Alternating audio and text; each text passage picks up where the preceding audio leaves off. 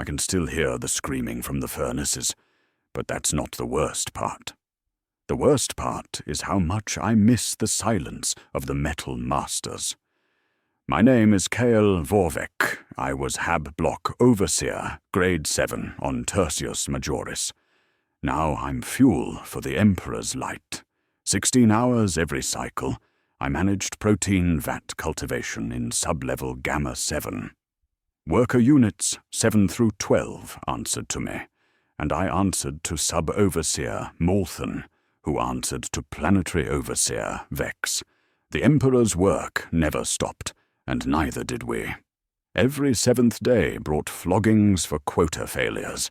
Molthen would read the production reports, while servo skulls recorded our faces for signs of heresy. Worker Unit 9-7 lost 3 fingers last month, when VAT Complex Delta 12 malfunctioned. I wrote industrial accident in the report.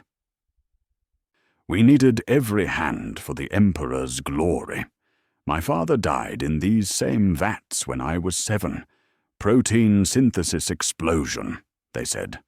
Mother asked too many questions about safety protocols afterward.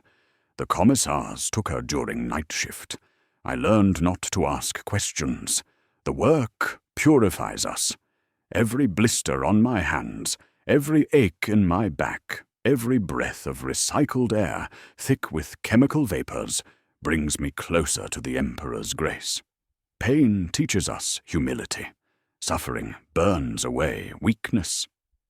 Sub-level Gamma 7 housed 4,000 souls in Hab blocks that reeked of industrial lubricants and human sweat. We slept in shifts, 8 hours for the worthy, 6 for those behind on quotas. The penal laborers got 4 hours if they were lucky. Some nights, tremors shook the lower levels. Molthen said it was seismic activity from the mining operations. Worker Unit 12-3 claimed she heard metal voices in her dreams, singing songs without words. Molthen had her flogged for spreading superstition. I believed in the Emperor's plan. Every calloused hand that tended his vats, every broken back that served his glory, every life ground down in service to terror. We suffered so humanity could endure. Our pain had meaning. The tremors grew stronger each night. The floor split open during morning shift, not cracked or buckled like the mining tremors caused, but split with surgical precision.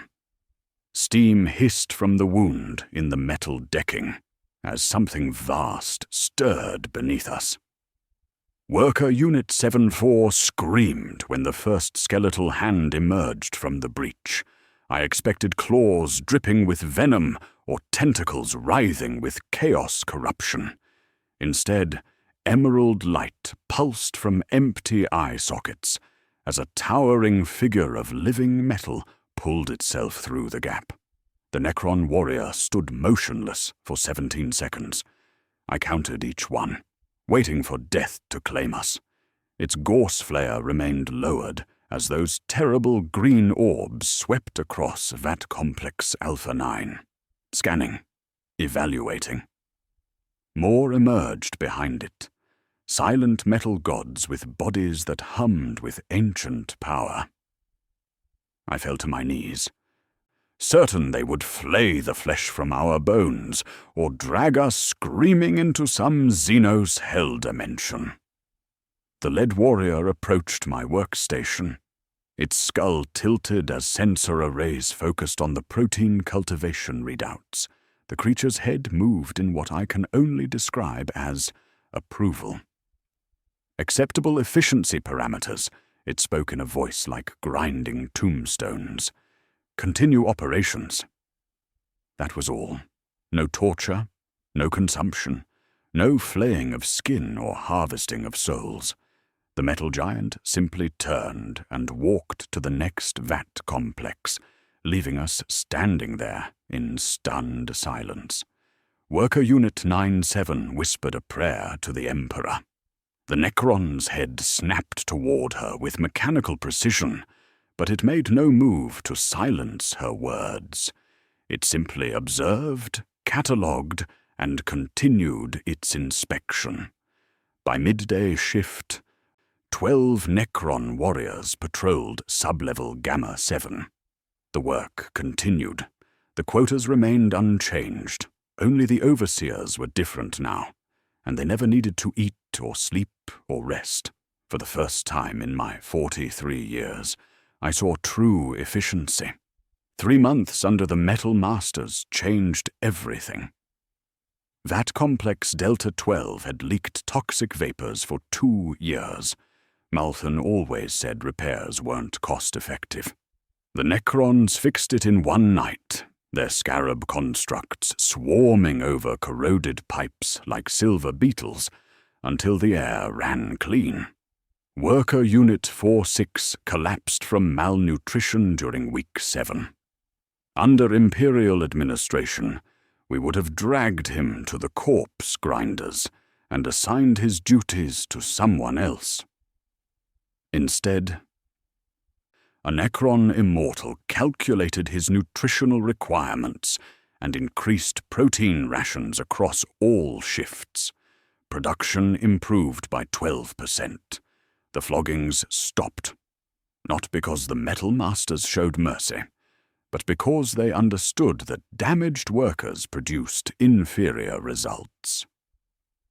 When Worker Unit 11-2 failed to meet quota, a Necron technician analyzed his workstation and discovered a faulty agitator mechanism.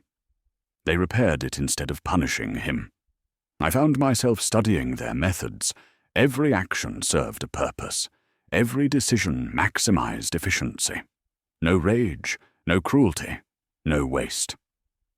When Sub-Overseer Malthan tried to continue the weekly punishment rituals, a Necron lord simply stared at him until he stopped mid-sentence and walked away. The hab blocks grew quiet without constant screaming from the disciplinary chambers. Workers slept their full allocation without servo skulls monitoring their dreams. Children in the creche levels stopped flinching when footsteps approached. This had to be the Emperor's will. Perhaps these Xenos were his instruments, sent to teach us true devotion through perfect order. Their logic felt pure in ways that human passion never could. They saw inefficiency and corrected it. They observed waste and eliminated it. Worker Unit 7-4 whispered that life had never been better. I reported her comment to the Necron patrol, expecting swift judgment. The immortal processed her words for several seconds before responding. Accurate assessment. Continue optimal performance. That night, I realized something that should have terrified me, but filled me with strange peace instead. The Metal Masters weren't our conquerors. They were our salvation. By the 8th month, I understood my true purpose.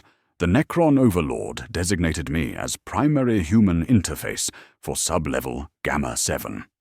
My new duties included identifying inefficiencies in human behavior and reporting optimization opportunities. Worker Unit 5-9 spent 14 minutes each shift staring at a holopic of his deceased wife. Wasted time that could improve protein yields. I reported this emotional malfunction to the Immortal Patrol. They reassigned him to maintenance duties, where such distractions couldn't impact production quotas. The logic was beautiful, pure. Human sentiment clouded judgment and reduced effectiveness. The Metal Masters saw this clearly. And through their wisdom, I began to see it too. Every tear shed was energy lost. Every moment of grief was potential productivity squandered. Worker Units 12-3 through 12-8 formed a prayer circle during rest periods. They whispered about resistance, about somehow contacting Imperial forces beyond the planet. Such thoughts bred chaos and disorder. I documented their meetings and submitted detailed reports on their seditious activities. The Necron response was swift and logical. They terminated the inefficient units with precise Gauss discharges, their bodies dissolving into atomic particles without mess or waste. Clean. Efficient. Perfect. I felt satisfaction watching them disappear. Not the cruel joy that Malthun used to display during floggings, but something deeper. The peace of watching a broken machine finally receive proper maintenance. The remaining workers increased their productivity by 18%. Fear motivated them initially, but I knew they would eventually understand, as I did. The Metal Masters offered something humanity had never achieved: absolute order without corruption, efficiency without emotion, purpose without pain. My flesh felt heavy and cumbersome compared to their elegant mechanical forms. I caught myself envying their skeletal perfection, their freedom from biological limitations. When the Necron overlord addressed me directly, I experienced something approaching religious ecstasy. "You comprehend the necessity of order," it stated in that grinding voice. "Yes, my lord," I replied, and meant it completely. The Imperial fleet arrived like a plague of locusts 18 months after our salvation began. Drop pods crashed through hab-block ceilings, while Thunderhawks screamed overhead, their engines drowning out the efficient hum of Necron machinery. Adeptus Astartes in crimson power armor stormed sub-level Gamma 7. Their chainswords roared as they cut down Necron warriors, whose only crime was maintaining perfect order. I watched my metal lords fall, and felt something die inside my chest. "Citizens of the Imperium," bellowed a chaplain through his vox grill, "you have been liberated from Xenos corruption." Liberated. The word tasted like ash. These space marines destroyed 18 months of unprecedented efficiency in 18 minutes. Protein vats that had run flawlessly under Necron oversight now leaked and sparked from bolter damage. The beautiful silence was replaced by the crude shouting of human voices. Commissars herded us into processing lines, while ecclesiarchy priests chanted purification rites. Their servo-skulls scanned our faces for signs of taint. I tried to explain how productive we had become, how the Metal Masters had optimized our operations beyond anything the Imperium achieved. "Heretical collaboration," spat Commissar Vok, his bolt pistol pressed against my temple. "You speak of Xenos efficiency with admiration, clear evidence of corruption." They loaded every worker into cargo haulers, bound for the cathedral ship Hammer of Faith. Through the transport's viewport, I watched orbital bombardment rain down on our hab blocks. Months of perfect organization burned away in minutes of Imperial fire. The truth hit me as we entered the cathedral ship's docking bay. Massive furnaces lined the walls, their flames hungry and eternal. Conveyor systems carried an endless stream of human forms toward the fire. The screaming never stopped. "Rejoice," called a priest over the noise, "for your sacrifice shall feed the Emperor's light." I understood then. We had never been citizens to the Imperium. We had always been fuel. The holding cells reeked of human waste and terror. Thousands of workers from across Tertius Majoris, packed into spaces meant for hundreds. The ecclesiarchy had determined that anyone who lived under Necron rule carried the stain of Xenos corruption. Worker Unit 7-4 died on the third day, crushed against the cell bars by the press of bodies. Her corpse disappeared onto the conveyor belts with the rest. No ceremony, no prayers, just fuel for the Emperor's furnaces.